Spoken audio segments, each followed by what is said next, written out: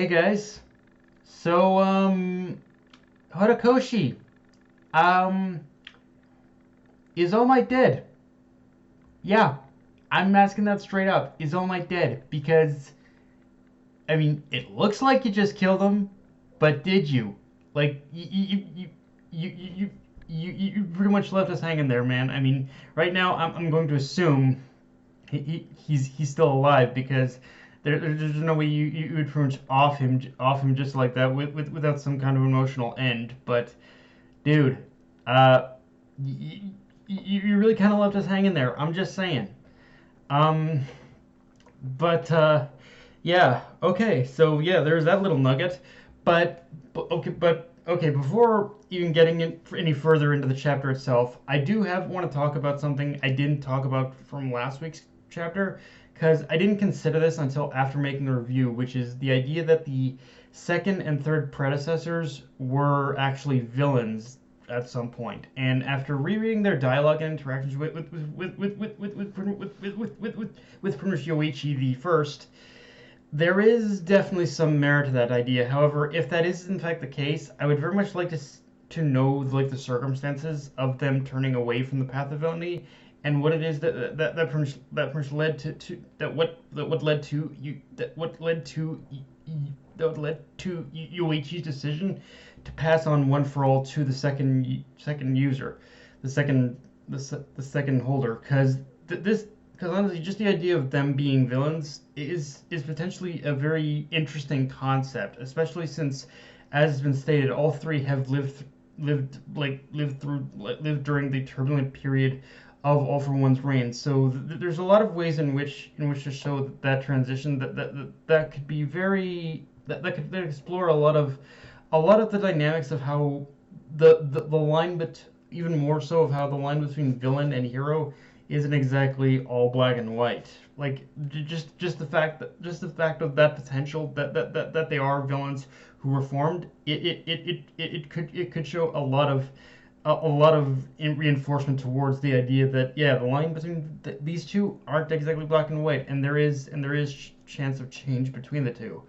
Um, with that said, there is one thing I also want to talk about, which is that supposedly after this chapter, I believe Izuku had I think unlocked another quirk, but now that only leaves a couple quirks left in order for him to activate. So now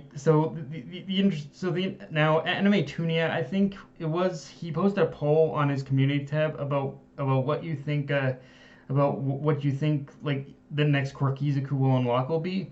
And for me personally, I'm kind of more, based on the poll he did. I'm kind of more on the side that the next quirk is gonna be some kind of energy attack.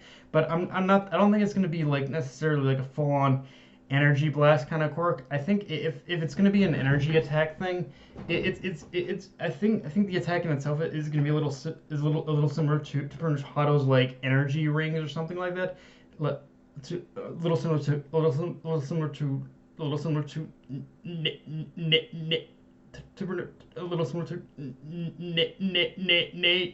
Nijire's like energy rings kind of thing, the thing she does.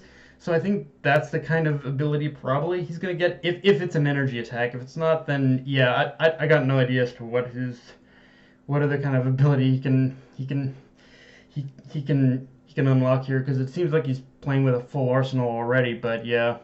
Um, Now, with that said, this chapter dives into a very morbid theory realization by Hawks that Shigaraki is more than just a vessel to All for One, but actually being bred to fill the void left in his like soul heart, or whatever you want to call it, by by his act of passing on One for All to his brother. And understand what this like theory revelation means. Obviously, the first way in which Hawks explained it, it basically explains away a lot of things about All for One's behavior, character, and actions up to this point. But more so, more so than anything, just how hell-bent he's been on reclaiming the quirk, because if he can reclaim the quirk, he can reclaim that missing part of his soul, and just I guess the emotions he's lost. But more so than anything else, this is this explanation actually kind of really opens, really kind of just shines a light on the link between those who possess One for All and between those who possess One for All and All for One himself. Because when it basically the person who possesses One for All is, when they tap into that power, when they tap into that power, they are literally tapping into a piece of All for One soul, and that especially goes for pretty much any other time we've seen Izuku commune with his predecessors. That's actually where I believe the link is at its strongest. And yeah, as I mentioned, it also explains why All for One was so interested in festering the hatred of Shigaraki, because emotions like that were completely lost to him when he gave up One for All. But now, if he can reclaim One for All with that fostered hatred, he'll gain more than just those emotions back, but he will become way more powerful than he has ever been before in previous times. Like the pretty much the amount of like just pure dread and fear, like just created from pretty much this one possibility that Hawks brought up, is immeasurable. And honestly, the other thing that really kind of resonated with me with this the other thing that really resonated with me with this particular revelation, honestly, is a conversation that All Might and All for One had back in I think it was season 3, or back in the end of their very first fight or something like that, where they said, where he was smiling with this huge grin, and he's saying, "I'm angry. I'm frustrated that I've never been able to defeat you, and that you've taken everything from me, everything I've fought, everything I've created. You've done nothing but take from me, All Might." And that, and again, just that one conversation, just seeing how he smiled while saying that, it truly does show just from what particular kinds of emotions he actually wanted to express. It wasn't a smile. It was hate. It was pure hatred he wanted to express to All Might at the time. And honestly, with this revelation, it does make me wonder exactly how many people actually know of this. Does with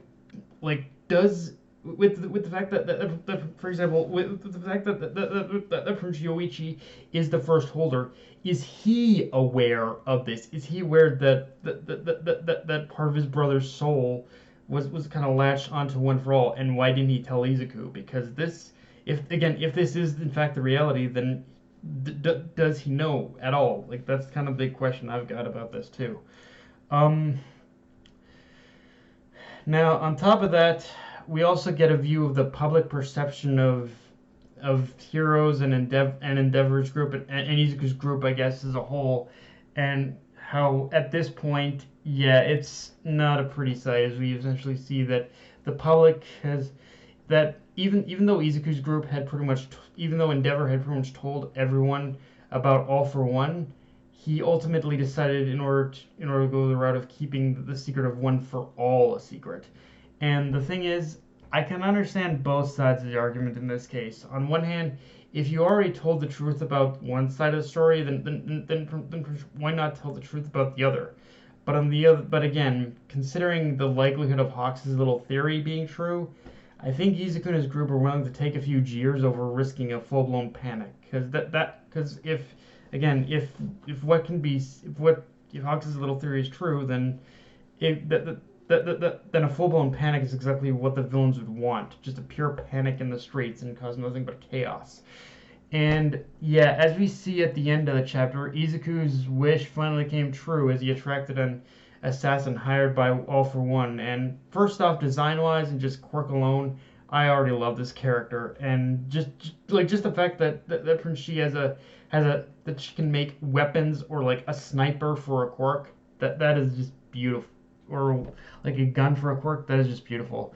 And I'll be interested to see how the dynamics of this fight play out, because as cool as it would be to see Izuku outright capture her and make her take him to All for One, that's probably not going to happen, or at least not him doing it alone. Because as of right now, there are two scenarios I'm picturing in my head on how this plays out. Either Hawks and Endeavor's Ultramarines jump in to help, or Horikoshi is going to use this as a means to reintroduce and like from Class 1A, anyone from like any of his former like classmates from UA, or a group from UA, or maybe just one of his classmates. I don't know, but yeah, I think in order to help him, like right now, the likely candidates I've got as to who could possibly jump in order to help Izuku here, that pretty much aren't in his current group, are Bakugo, Ochiko, Ida, Kirishima, or Shinzo. Or again, any one of those individually, or basically all of them together as a group. But yeah, either way, some kind of wrench is going to be thrown in here where Izuku is going to need help. And honestly, the only gripe I would have against Izuku's former classmates being thrown into this is I would kind of want an entirely separate group of chapters dedicated to them before they end up saving him. But yeah, given the current circumstances, I wouldn't be surprised if we were to if we were to if we were to see them like Prince now rather than later. Honestly, like again with the whole thing of possibly All Might's death being thrown in, I think it is more than likely that we're going to see like Prince Class 1A or someone from Prince UA like come in order to save All Might at the last second and come to help Izuku, I think. But yeah, guys, that's all I got for this review. If you enjoyed the video, like, comment, subscribe. Follow me on Twitter, Twitter, Analyst, Crunchyroll, and be sure to hit the bell for notifications and just share this around. Death Knight of Anime, signing off. Later, guys.